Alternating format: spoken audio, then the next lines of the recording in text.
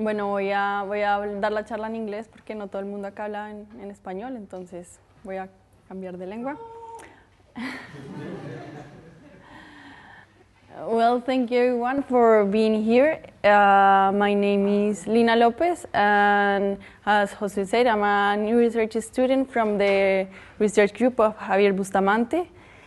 And today I will be presenting my thesis project and we'll be looking at the drivers influencing the movement ecology of two sympatric kestrels in a comparative way. This is the very start of the project, so it's very flexible to changes.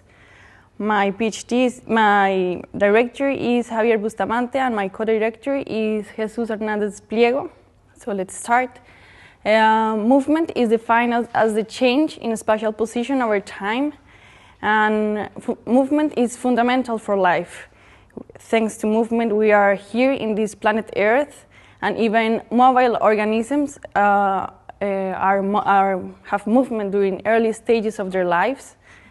Movement is also essential for survival, reproduction, and also for many ecological processes such as fruit dispersal, nutrient cycling. And the study of movement is not new. It has been studied in great detail.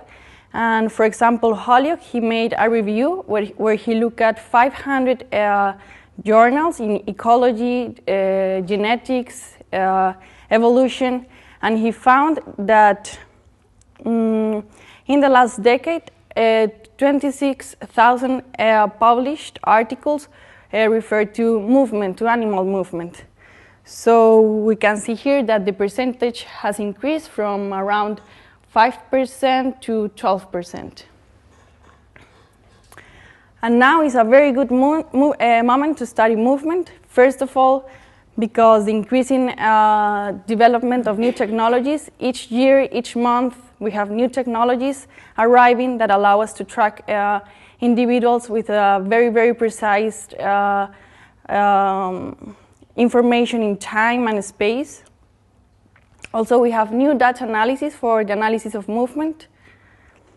And we have new conceptual frameworks to develop movement theory. So there are several frameworks, but the one that we are going to take as a background in our study is the one proposed by Nathan and collaborators in 2008, where he talks about the movement paradigm. And he says basically that movement is has 4 components. So the internal state is the first one, and is related with the internal processes of individuals. So for example, the physiology, the mental processes, the energetics, and it's the motivation to move. Why I'm going to move from here to there. And if there is a motivation to move, it has to be also a capacity to move. So this is related with the motion capacity, so the muscles, the skeleton, the fins in fish, or the flights in birds. So it's how I'm going to move. And movement in many cases is not random. So it's individuals have internal machineries that allows them to perceive information from the environment, and to know when and where to move. This is the navigation mechanism, and everything else are the external factors. This can be other individuals, competitions. Also, it could be abiotic factors such as the wind and thermals. And if we put all these components together, we have what he called the movement path, and is interactions of all these 4 components. So taking into account all this background, we will be studying in a comparative way these 2 species of kestrels, which are in physiological, they are very similar. They are close related species. They diverged 5 million years ago. They can breed in sympatry and feed on the same prey. They are very well studied species. Our research group has been studying the lesser kestrel for more than 2 decades. And also for the common kestrel, there are more than 2,000 published papers. And also they have the potential to use artificial nest boxes. This is a great opportunity because it allows us to study this species in more detail. One of the main differences is that the lesser kestrel is a specialist and the common kestrel is a generalist. I'm gonna present some of the main differences. So in migration, the lesser kestrel is a migrant species. It goes to the southern part of the Sahara, and the extent of occurrence is 25 million square kilometers, whereas the common kestrel are mainly sedentary species, and although there are some populations that are migrant, and the extent of occurrence is 116 million square kilometers. For the breeding, the lesser kestrel is colonial. It likes to breed in holes in old buildings and cliffs. And the common kestrel is solitary, so it prefers open nest. It can sometimes take the nest of other birds, although sometimes it can nest in mixed colony with lesser kestrel. The diet, the lesser kestrel, it's mainly orthopters, whereas the common kestrel has a more diversified diet, like small birds, mammal, large insects, and reptiles. In habitat, the lesser kestrel prefers steppe habitats, cereals, the edges of the cereals, whereas the common kestrel is more cosmopolitan. It can be in large farmland, paddies, marshes, in the edges of the forests. So the differences in habitat and diet are well known, but we don't know too much about the difference in movement ecology. So this is the question that we are doing ourselves. So how do movement patterns differ between a specialist and a generalist? And if individuals have some degree of specialization. So we know that the lesser kestrel is a specialized species, and specialization is a very important term in ecology, but sometimes it's very difficult to measure. Mainly because we rely on the niche on the definition of niche that we consider. Niche has been defined in many different ways along the history. So, for example, going back in the history, in 1927, Elton, he defined niche as the role and the trophic position that an individual has in the ecosystem. So, for example, here we have a coral reef and several species that are exploiting different niche. Then later on, in 1958, George Hutchinson, he defines niche as an n-dimensional. So niche can have many dimensions, and also it can be divided into fundamental niche and realized niche. So I'm going to explain this with an example. So here we have 2 dimensions, let's say, and we have, for example, 2 gradients. Temperatures and salinity. And coming back to the example of the corals, we have the red coral that do very well in high temperature but doesn't do very well in high salinity. And we have the other species of coral that does well in high salinity but doesn't do well in high temperature. And if we put these 2 species in the same place at the same time, so this area here will be the fundamental niche of the red coral. But if we put the yellow coral, then this area here will be outcompeted by the yellow coral, and that will be the realized niche. So this area here is where actually just the purple coral could be. And some organisms can have a smaller realized niche than others, and this concept has been studied by Van Balen in 1965. And he defined niche width as the amount of resources a population exploits. So, for example, if we consider that this is the niche width, this total area, so for specialists, we'll have a smaller niche width, a narrow niche width, and generalists will have a broader niche width. Well, later on, in 1972, Ricaurte, he gave a quantitative framework to quantify niche. And he said that if we could order resources of an environment along an axis, then the niche width will be the length of the total axis. So, for example, if we have a continuous variable such as prey size, so the variance of the prey size that individuals are consuming in the population will be total niche width. And total niche width have 2 components, the between individual components, that is the variance among individuals, and the within individual components, that is the average variance within individuals' diet. So specialists will have a small total niche width, and generalists will have a bigger total niche width. But generalist populations can be also formed by specialist individuals, and this has been studied by Bolnick in 2003, where he has been looking at the population of sticklebacks. And actually what is happening here is that instead of individuals consuming all resources equally, so niche width is made up by individual specialists. So we have here that instead the within individual component in a population of individual specialists will be smaller than the within individual component in a population of generalist than in a generalist species, and the other way around for the between individual component. So if we find some degree of individual specialization, what we are interested to know is if this degree of individual specialization in hunting strategy, energy expenditure, habitat and prey selection influence animal movement. So this is our team of researchers that will have been studying lesser kestrel for more than 20 years. It's an international team. We have people who are from Spain, Colombia, Portugal, England, Russia, Italy.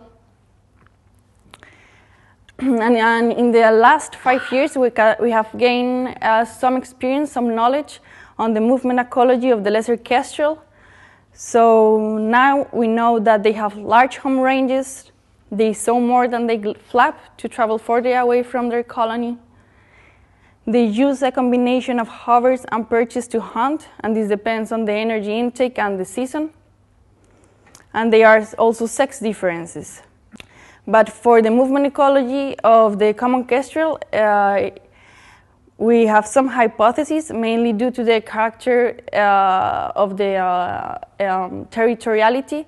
So because they tend to be territorial, we think that they will travel shorter distances from their colony.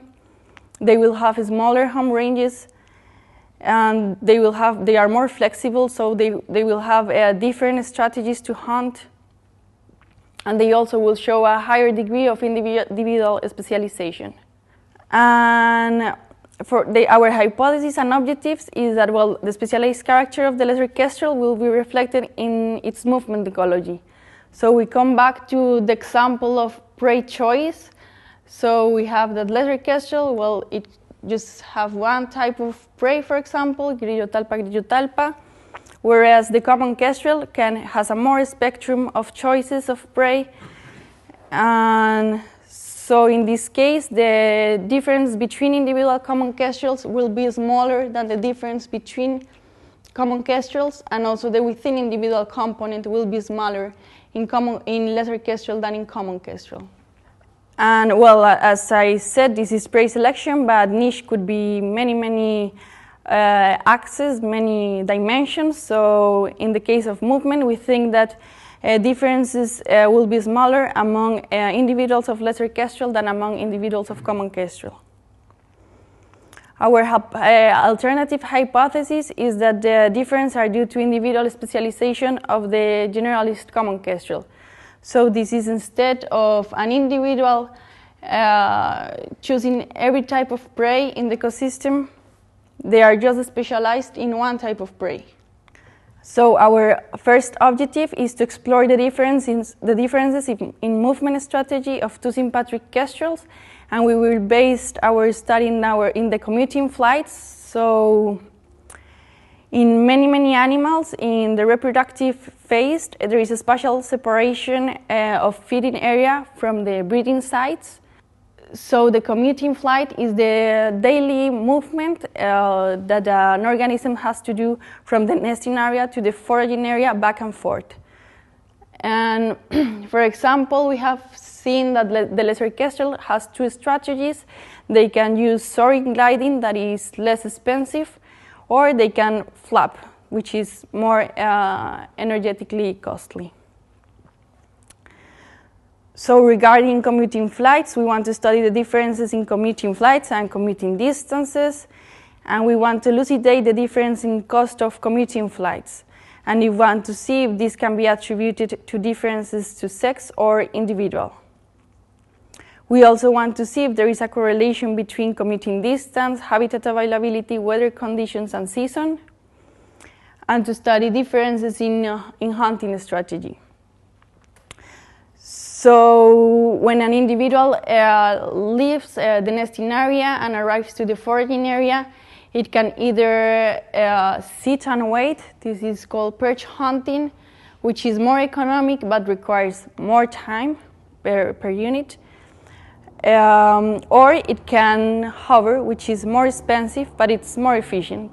So we will like to study the differences between two strategies, and in the common kestrel, if there may be more differences in hunting strategies. Our second objective is to study habitat selection and pre-selection preferences. So we want to know if there are changes in habitat choice along the annual cycle, and we want to evaluate the cost and benefits of pre-selection. This is evaluate how much energy the birds are spending doing the things they do, and then how much energy they are getting back from their prey, for example. The third objective, so we want to study the influence of sex, species, and inter-individual differences on movement strategies. So we have that the two species that we are studying are dimorphic in size and coloration. So the female here is larger than the male in both species. So we want to study in detail these morphological variations and see if, for example, the size of the talon may be related with the type of prey that they are choosing. Materials and methods. So our two study species, the common kestrel and the lesser kestrel, one specialist and one generalist. And we have 3 study sites in the southern Spain. And this is a unique opportunity because both species are breeding in sympatry. And they are not, the sites are not close apart from each other. So we can say that we are studying a single population of lesser kestrel and a single population of common kestrel. And the places are composed by different habitats. So the first is Palma del Condado in Huelva. Here, yellow is agriculture, green is natural area, and gray is urban area. So the first place, it is surrounded by agricultural area. The second place, Sevilla City, is surrounded by gray area. And Doñana National Park, it has more natural area and some agricultural fields. So the sampling design, so we have the 3 areas, and in each of the study sites, we will have 3 breeding pairs, male and a female, from the 2 species. So in total, we will be following 36 individuals, and we will track them for 2 consecutive years. So for the part of movement strategy and habitat selection, we will deploy GPS data loggers. The GPS data loggers allow us to know where are they foraging, and the 3-axis accelerometer will allow us to know the type of behavior they are doing and to distinguish the behavior that they do, for example, in commuting flight, if they are flapping or soaring, gliding, or in the hunting strategy, if they are hovering or perching. At the end of the breeding season, we will deploy low-power GPS trackers to know their behavior after the reproductive stage. For movement strategy and energy expenditure, so we will use ECG loggers that will allow us to measure the heart rate and to associate this with the type of behavior that they are doing. And this will be a proxy of energy expenditure. To evaluate the cost and benefits of prey choice, so we will use camera traps here, and to know what type of prey the birds are bringing to their nests. And we will use GPS and ECG to make the correlation of the energy that they are spending and the prey that they are consuming. for the influence of sex, species, and inter-individual differences. So we will measure very detailed morphological characters of the birds to know whether there are differences or not. So, for example, wing loading, talon size, nails, toes, beak size. Although we are not expecting big differences on these two species, nobody has looked at this aspect, so we think it might be interesting to know.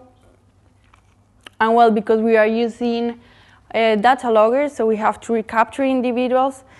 So in one of the study areas, we have a system of smartness boxes, which allow us to capture individuals very easy. This is part of the project run by the department that it's called the Horus project. And well, if you have if you want more information, you can refer to this link here.